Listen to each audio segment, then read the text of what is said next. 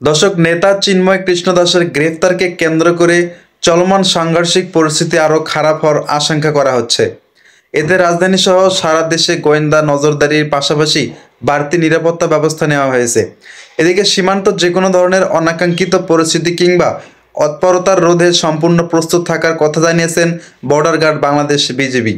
এই পরিস্থিতিতে যুক্তরাজ্য বাংলাদেশ সন্ত্রাসী হামলার আশঙ্কা করে দেশে তাদের নাগরিকদের সতর্ক থাকতে বলেছেন।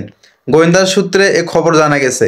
আইন শৃঙ্খলা রক্ষা করা বাহিনীর সূত্রগুলো বলেছেন, ক্রমেই সামাজিক অস্থিরতা বাড়ছে। পরিস্থিতি আরও অবনতি ঘটতে সন্ত্রাসী হামলা চালিয়ে হত্যার মতো ঘটনা ঘটতে পারে।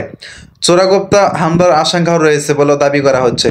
ব্যবহৃত হতে পারে থানা থেকে লুট হওয়া অস্ত্র সহ সন্ত্রাসীদের কাছে থাকা অবৈধ অস্ত্র। সেই সঙ্গে বোমা হামলার আশঙ্কাও রয়েছে। এ অবস্থার সার্বিক পরিস্থিতি নিয়ন্ত্রণের পাশাপাশি আইন শৃঙ্খলা পরিস্থিতি স্বাভাবিক রাখতে দেশে বিশেষ নিরাপত্তা ব্যবস্থা জোরদার করা হয়েছে। গোয়েন্দা সূত্রে বলছে, বড় ধরনের সন্ত্রাসী হামলার বিষয় মাথায় রেখে ঢাকাসহ সারা দেশের পুলিশের পাশাপাশি র্যাব ও গোয়েন্দা সংস্থার সদস্যরা নজরদারি বাড়িয়েছেন। গতকাল মঙ্গলবার দুপুরে এক খুদে বার্তায় বিজিবির সদর দপ্তর সূত্রে জানায়, সীমান্তে যে কোনো ধরনের অনাকাঙ্ক্ষিত পরিস্থিতি কিংবা তৎপরতা রোধে সম্পূর্ণ প্রস্তুত রয়েছে বর্ডার গার্ড বাংলাদেশ বিজিবি। এতে বলা হয়, ভারতের ত্রিপুরার আগরতলা থেকে আখাউড়ামুখী লং মার্চ কর্মসূচি ঘিরে সীমান্তে উত্তেজনা থাকার আখাউড়া সীমান্তে অতিরিক্ত বিজিবি সদস্য মোতায়েন করা হয়েছে। ঢাকায় ভারতীয় হাইকমিশন সহ কূটনৈতিক পাড়ায় নিরাপত্তা জোরদার।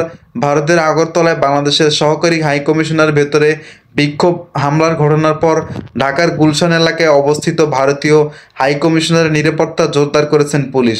Dhaka metropolitan police DMP diplomatic security বিভাগের উপপুলিশ কমিশনার ডিসি মোহাম্মদ নূরে আলম এ তথ্য জানিয়েছেন।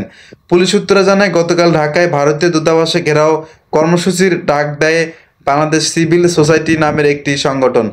এই কর্মসূচিকে কেন্দ্র করে গতকাল সকাল থেকে ভারতীয় দূতাবাস ও আশেপাশের এলাকায় নিরাপত্তা ব্যবস্থা জোরদার করা হয়েছে।